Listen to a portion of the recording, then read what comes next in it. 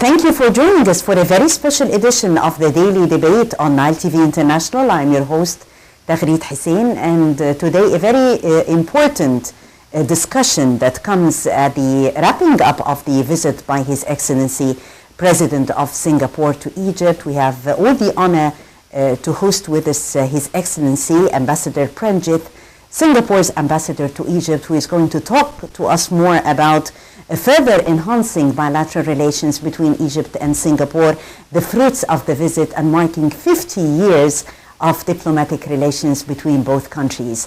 Welcome to a very special edition of the Daily Debate for tonight.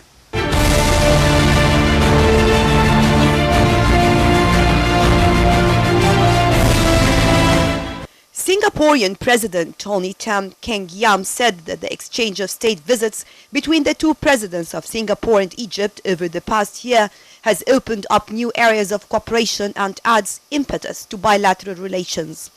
Speaking at a joint press conference with President Abdel Fattah al-Sisi at Al Ittihadiyya Palace, Tan said that the last year's visit by President al-Sisi reinvigorated the bilateral relation between Singapore and Egypt and reflects Egypt's keen interest to expand relations with Singapore and Asia. He added that his visit to Egypt will further strengthen the close ties between our two countries. He also received a ceremonial welcome and inspected a guard of honor at the palace earlier in the day, highlighted the long-standing ties between both nations, referring to Egypt as Singapore's oldest friend in the Middle East. Egypt was the first Arab country to recognize Singapore's independence in 1965. He added that one thing that has remained constant over the past half-century is our close partnership, anchored by shared interests. These shared interests include maritime links with both countries sitting astride key waterways which carry the world's trade, the Straits of Malacca for Singapore and the Suez Canal for Egypt. He hailed the expansion of the Suez Canal and the development of the adjoining economic zone over the past 2 years are truly remarkable, stressing that this is a visionary project that has the potential to transform Egypt's economic prospects. Dr. Tan also lauded both countries' strong stance against religious extremism. He said that both Singapore and Egypt are multicultural and multi-religious societies which value mutual understanding and tolerance, and that the plurality of both societies share a common interest in promoting interfaith understanding. President Abdel Fattah al-Sisi discussed with the Singapore president measures to boost bilateral trade, saying that actually they had reviewed investment opportunities in Egypt's major projects, such as the development of the Suez Canal area, highlighting that relations between both countries is witnessing a breakthrough in recent years. El-Sisi added that Egypt is interested in benefiting from Singapore's experience in the field of education and transportation in the framework of Egypt's ambitious development plans. The two sides have signed a number of memoranda of understanding during this visit in the fields of technical education, energy, and small and medium enterprises. President Tan's 5-day visit coincided with the 5th anniversary of diplomatic relations between the two countries.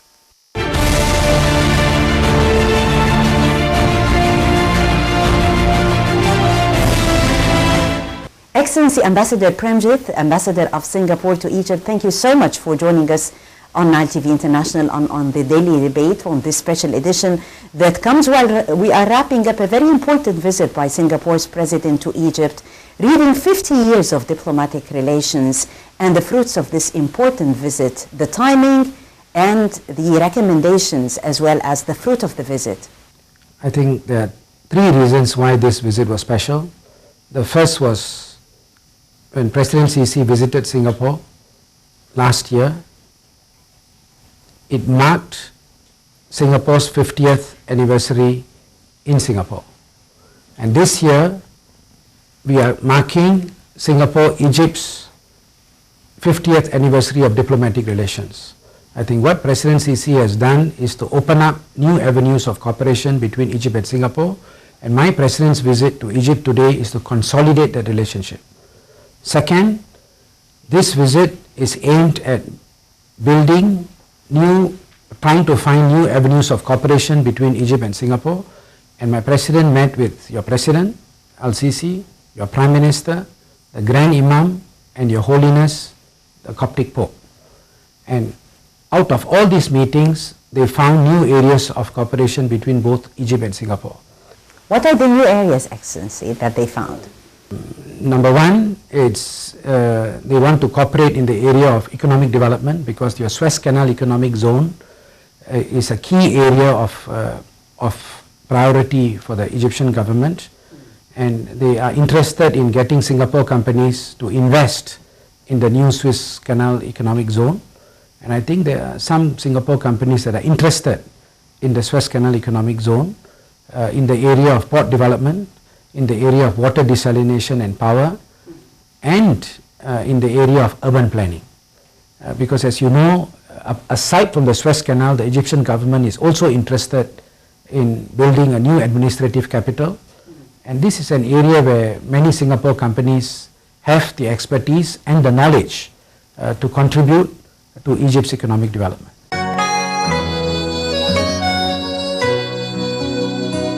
一束红花照碧海，一团花叶出水来，珊瑚树红唇常在，风波浪里。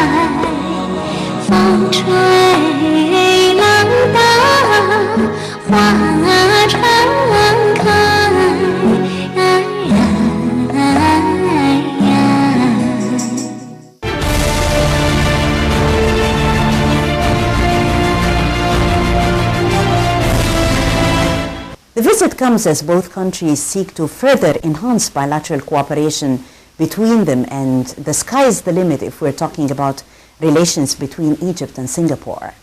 I think today Singapore recognizes Egypt's potential. We also recognize that Egypt is very much compared to the last 50 years of Egypt's economic development. Under your president, Al-Sisi, he is putting economic development as his first priority. And I think that is very clear to not just Singapore, to many other countries around the world. So I think this is an area that we think Singapore can partner with Egypt to propel Egypt's economic development forward. But at the same time, I must recognize, and I think both you also recognize this, that Egypt is going through some very difficult economic challenges. And I think these economic challenges are part and parcel of the economic reform program that the Egyptian government is trying to do. And once these economic reforms are in place, it will lead to three things. Number one, it is going to lead to a much more stronger economic foundation for Egypt. And number two, there is going to be greater foreign investor confidence. And number three, there will be jobs across the board when foreign investors come in a massive way. But for these conditions to prevail, two things have to happen. Because I think for Egypt's current economic development, you need massive foreign direct investments and you need massive Egyptian exports to the rest of the world. And why do I say this? These are the two key areas which I think is going to bring in the much needed foreign exchange to Egypt.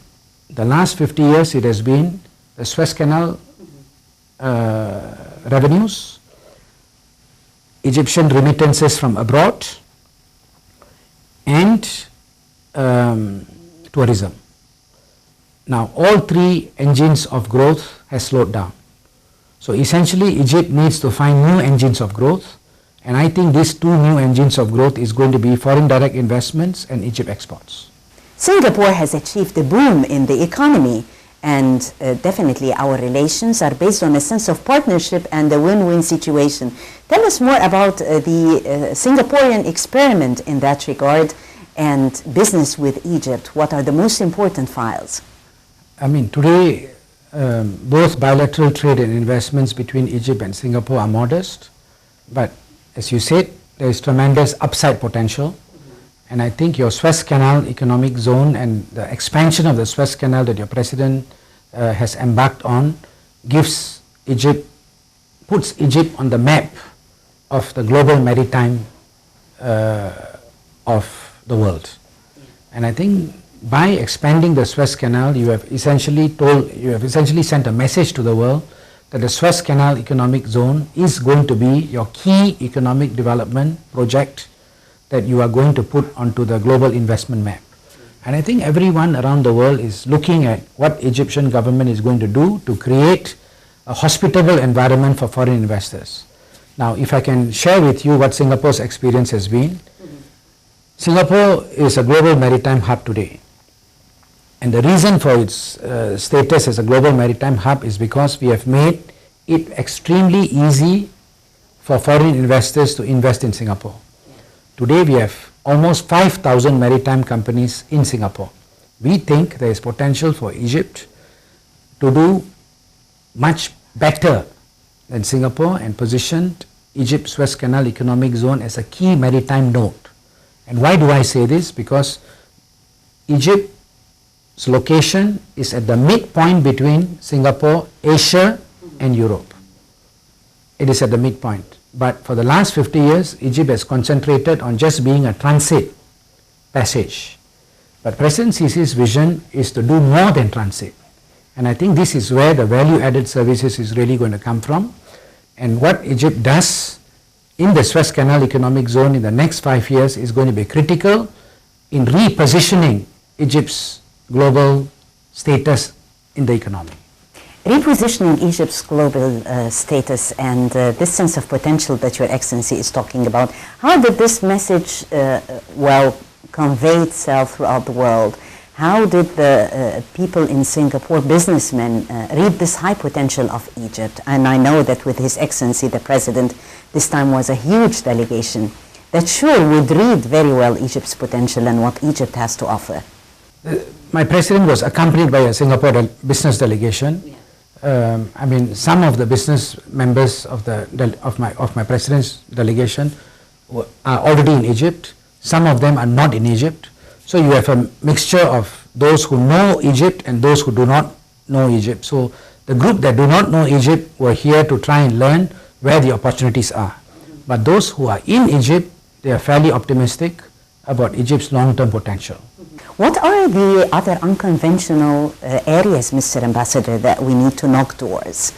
What are the sort of ideas that could help us out of the box in that respect? I think your most important challenge today, to be absolutely frank, is your foreign exchange problem. Because today there is a formal economy and you also have a parallel market. But I think the Egyptian government is today negotiating with the IMF and trying to come up with a package. And I am told that this is something that the Egyptian government wants to commit to, because this is an economic reform program that is going to strengthen the economic foundation of the Egyptian economy. And I think once that happens, there is going to be greater investor certainty and predictability. And this is what foreign investors all over the world are looking forward to. The whole world is looking upon Egypt as a country that is seeking growth, that is moving with self-confident steps towards this direction of development. Our diversified foreign policy, Egypt's opening up to the whole world. If we talk about our sense of exchange of knowledge in that respect, like for instance the maritime, how can we transfer it into a win-win situation?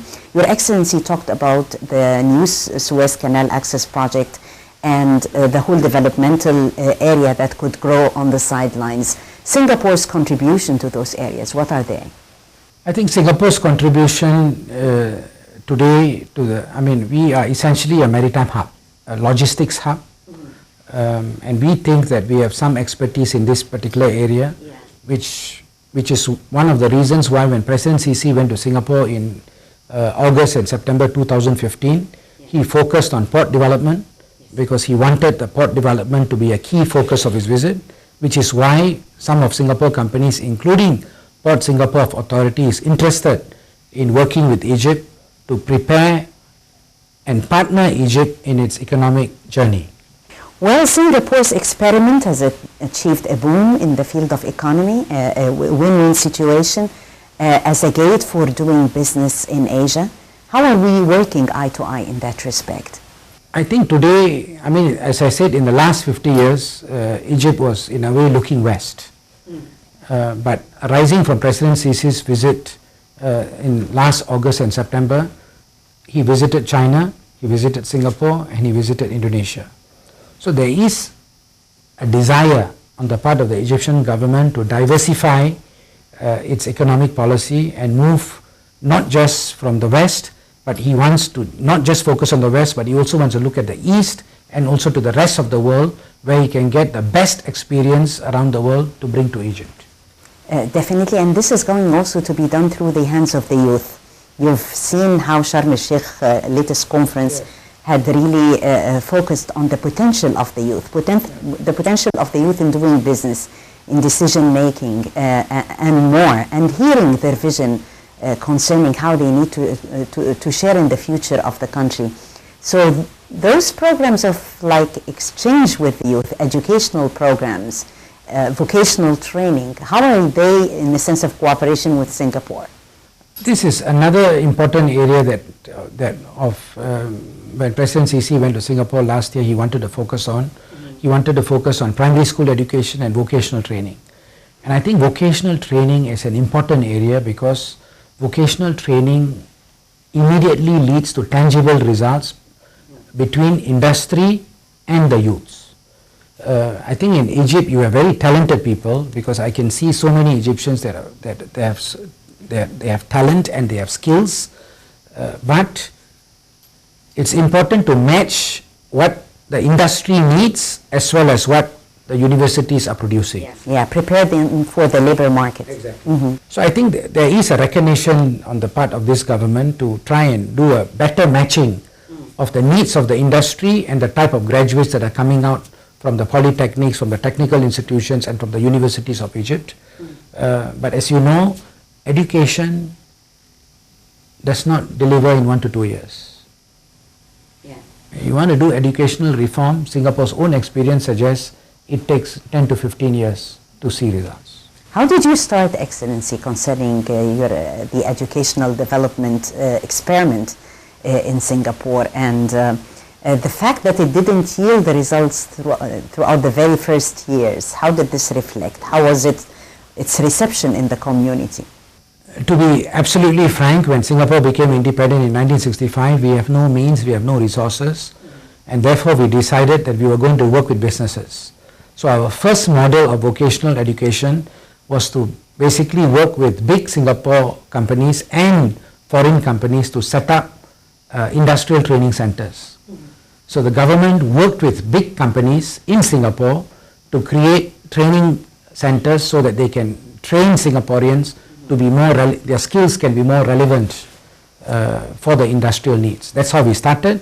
But in the 1980s, we changed that model because Singapore became more developed and therefore we were able to have more resources. We started to develop our own industrial training centers run by our own government. But we consulted extremely widely the companies what kind of skills they need, and we produce graduates and those from the polytechnics who can meet the needs of our industry. So in other words, the key formula in Singapore was trying and matching what the industry needs vis-a-vis what the university and the polytechnic provides. And this was the role of the government to bring all parties together. Yeah, bringing all parties together is very important because they all should sing like in harmony, and at the end it reflects on the labor market. You see, the way I see is that the government acts like the conductor. And in an orchestra, you have many people playing many different instruments. But if the government as a conductor comes in too harshly, there is going to be disharmony. But the government should come in with a light touch, and all the individual players must, exactly, all the individual players must play their part. But this is where it takes time to get everybody to play their own roles and musical notes. Playing roles and musical notes, and playing roles and musical notes together, like people-to-people relations. Where are they between Egyptians and Singaporeans? Exploring Singapore, for instance, for Egyptians, and Singaporeans exploring Egypt. We know that more than 3,000 tourists from Singapore came to Egypt last year, I guess. I think before 2011 was even bigger. The numbers were even bigger, but the last few years the numbers were smaller. But I think Singaporeans are travelers by nature. We are only 5.6 million people, and most Singaporeans travel 2 to 3 times a year. And Egypt has always been, it's been in our history books, and many Singaporeans are interested in visiting Egypt because Egypt has got a multitude of tourist destinations that no other country in the world has. You have cultural destinations, you have social destinations, you have recreational destinations, you have excellent museums. I've been in Egypt for the last 3 years. I've never been to a country where you have so many tourist destinations. This place, huge potential for tourism. But how are they marketed, in Singapore? As Your Excellency has just mentioned, you just name it. If you need like social tourism, it's there. Cultural, more than one dimension and more than one reason to come. And as they say, Egypt has it all. But working on marketing the country in Singapore, what are we doing? Currently, I think the last 5 years that I see, the Egyptian side, the whole focus on tourism has been on the Western countries plus Russia, which is understandable, because this has been your traditional markets. But I think your Egyptian tourism minister is trying to diversify. I think there is a sense that unless you promote Egypt to other markets, your non-traditional markets, to diversify your tourism market, and I think that is the direction that the Egyptian government is going. But I must also add that to revive the tourism industry is not something that is going to take 1 to 2 months. It's going to take some time, because international experience suggests that it takes at least 6 to 12 months before the tourism industry recovers.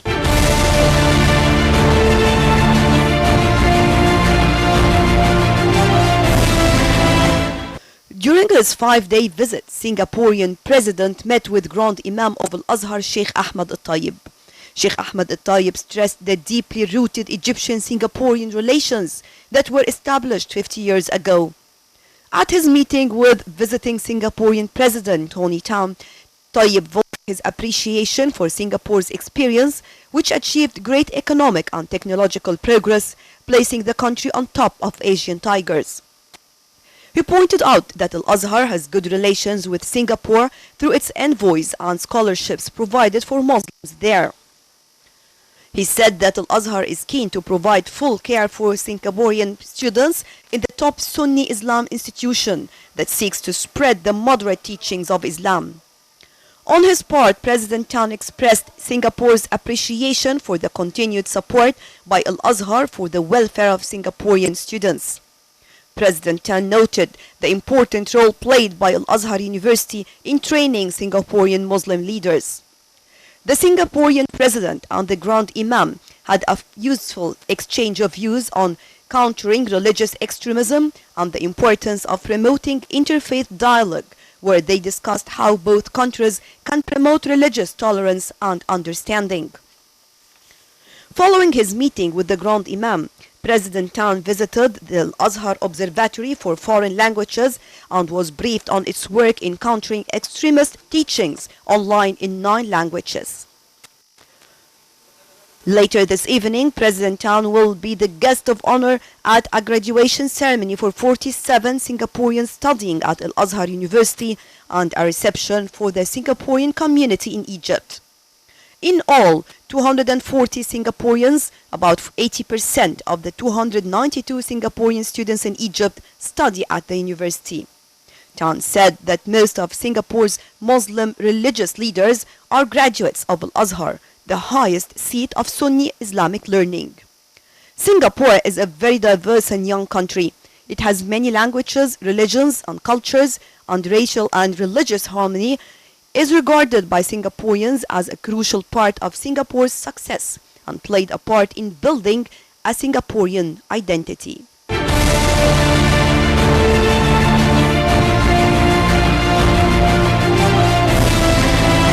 Excellency, it was very important and a very important message also seeing that among the schedule of His Excellency the President of Singapore in Egypt is meeting with the Grand Imam of Al-Azhar, Dr. Al-Tayyib, and also meeting with His Holiness Pope Tawadros II. And both countries are really keen on reviving a religious discourse and aiming definitely at peaceful coexistence. Many Singaporeans, thousands, have learned at Al-Azhar Institute. Tell me more about those important and fruitful meetings and what has been agreed on the sidelines of those visits. I think there were two main things that really came out between my president and the Grand Imam, as well as His Holiness, the Coptic Pope. Number one, there is a general agreement that both Egypt and Singapore are multi-religious and multicultural societies. And for us, diversity is our strength.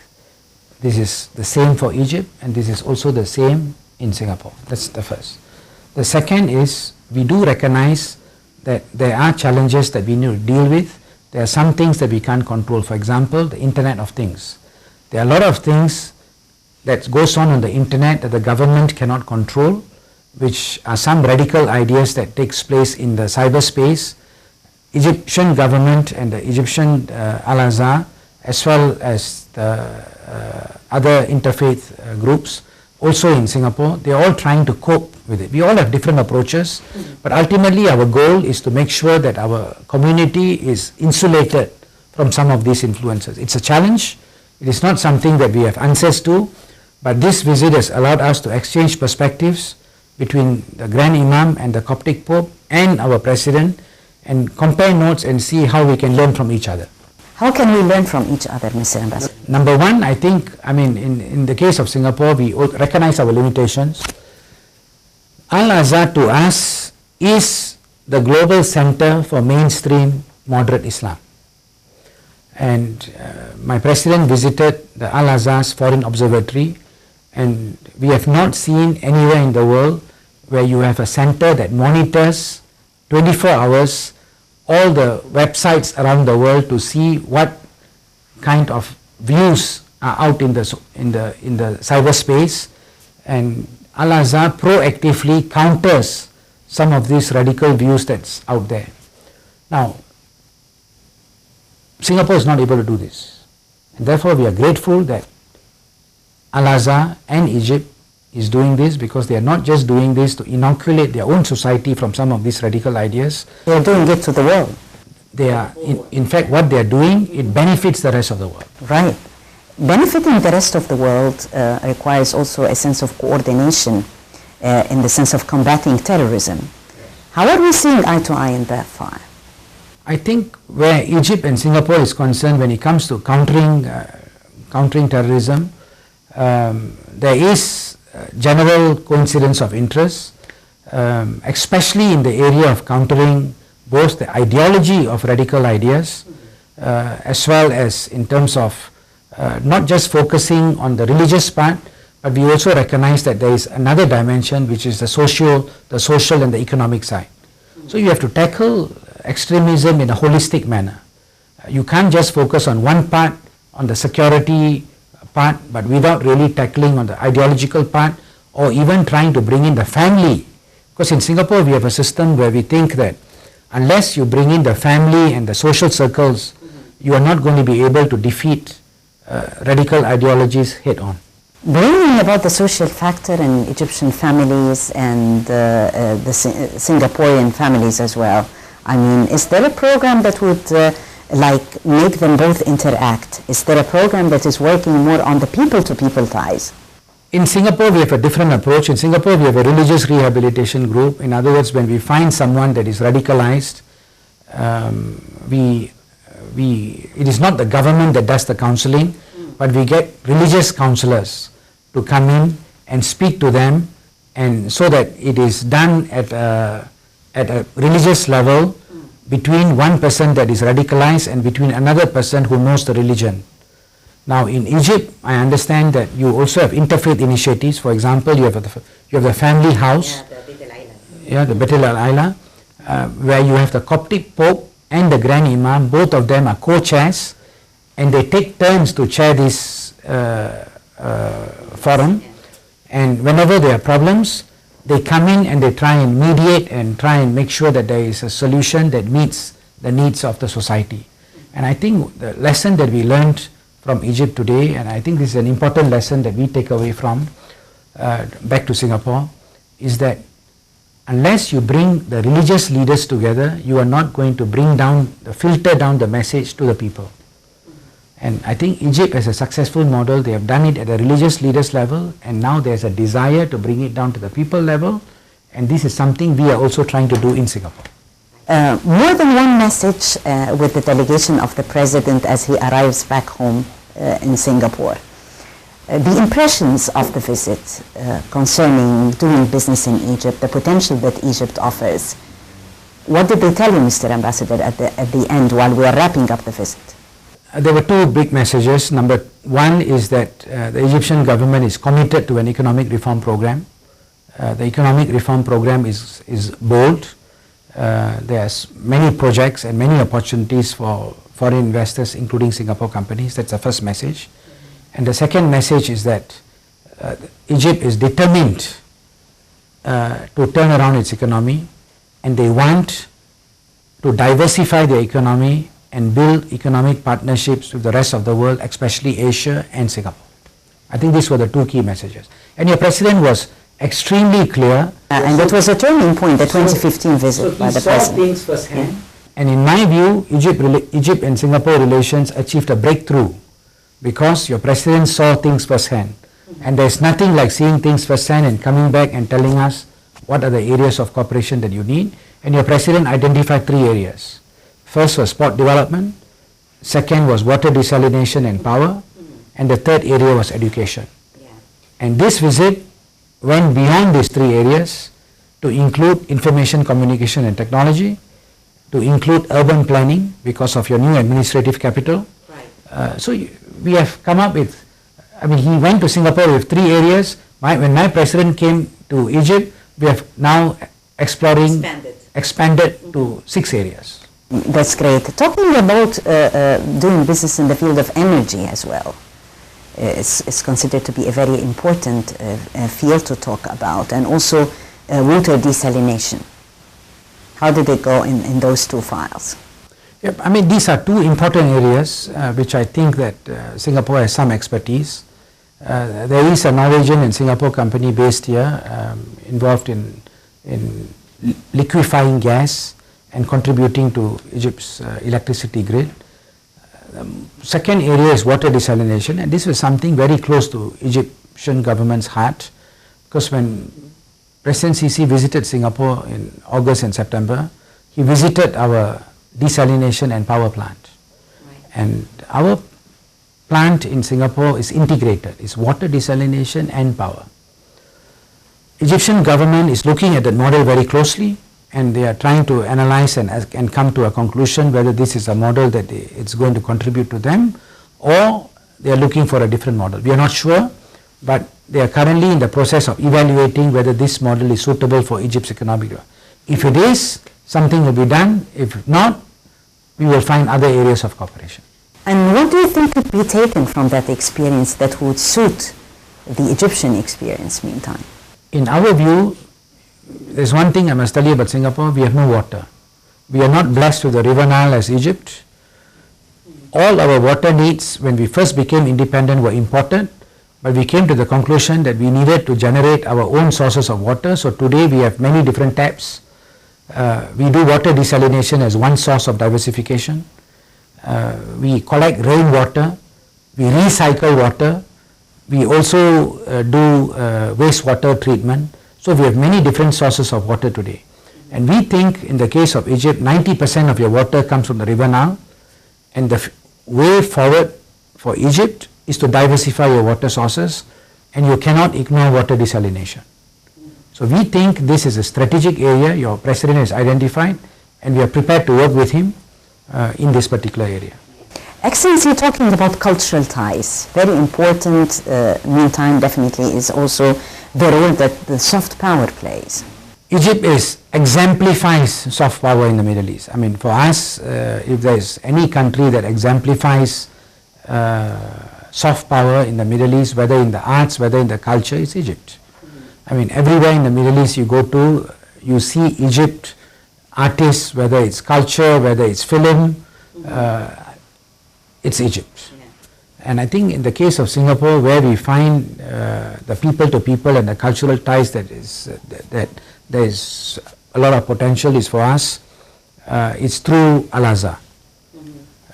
We have had more than 10,000 Singapore students that have studied in Al-Azhar over the last 50 years. Almost every mufti of ours is a graduate of Al-Azhar. So for us, Al-Azhar is equivalent to Harvard in the Sunni Islamic world, and we see Egypt playing that important role. And I'm not sure whether you are aware of this, but the Shafi'i Islam of Egypt is practiced by 90% of Southeast Asian Muslims in my part of the world. Right. It is not the Malikis, it's not the Hanafis, it is not from the Hanbali school. It is the Imam Shafi'i, which is the predominant school, Islamic school of jurisprudence in Egypt. And that is what's practiced in my region and in my own country. So for us, Egypt will always hold a special place in terms of soft power. Excellency, talking about media productions and more protocols in the field of media, are we working on a special protocol in that dimension? I think Egypt is far more advanced than us. I mean, to be honest, in terms of media and film production, I mean, our industry it's a nascent industry. We've just started this in the last few years, but Egypt has got a far more, and I think this is an area we want to learn from Egypt. That would be very interesting, you know, that cultural diversity and the similarities also that binds both nations. What are the similarities that binds both people together, in your opinion? Egypt, in my view, I mean, I've been here for the last 3 years, 3 months, and I think Egypt has this deep down, they celebrate diversity and they cherish it. They have this mindset of live and let live, because they want to live side by side with many different beliefs and religions and so on. And this is something in Singapore. I mean, Singapore, we are not a civilizational state. I mean, Egypt is a 7,000-year-old civilization. We are only 50 years. But for us, one lesson we learn from Egypt is to make sure that we tolerate and celebrate our diversity. Yeah, a lesson of tolerance and respect for the other, definitely. And I think more importantly, live and let live.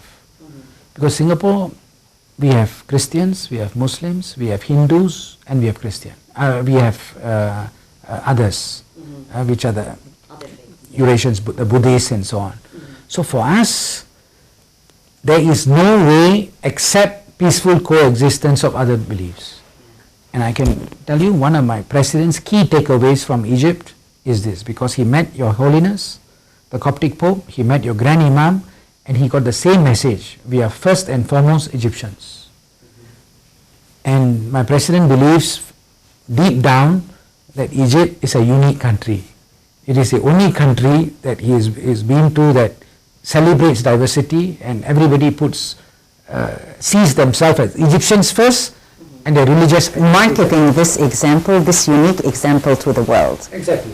And your Grand Imam and Your Holiness made exactly the same thing. Both of them want the same message: this is a new Egypt, and we want to build this together.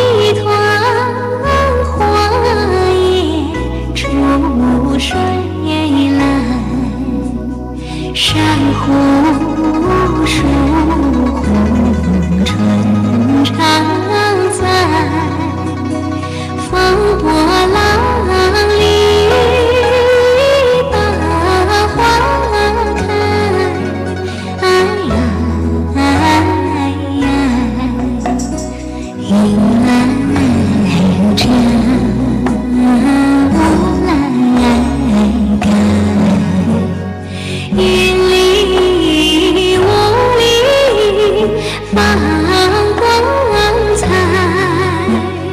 风吹来，浪打来，风吹浪打，花常开。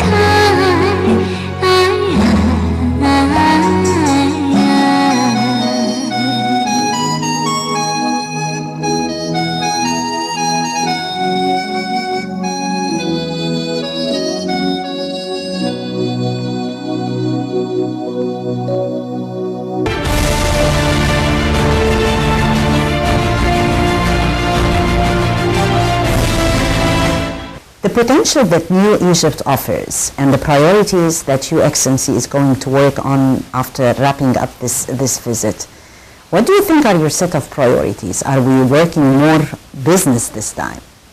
I mean, I adopt a very broad approach because I don't want to focus on one area. My job as an ambassador is to build a multifaceted and comprehensive relationship because Egypt is an extremely old friend. Egypt was the first Arab country to recognize Singapore's independence. So I'm committed to developing these relations on many levels. The economic side, I'm going to focus a lot more on the economic side because this is Egypt government's top priority. Growth and development. Yes, because I think if we can do something on the economic side, this is going to transform Egypt's economic potential. I mean, today Egypt is a $300 billion economy. But in my view, Egypt can easily be a $600, $700 billion economy in the next 10 years.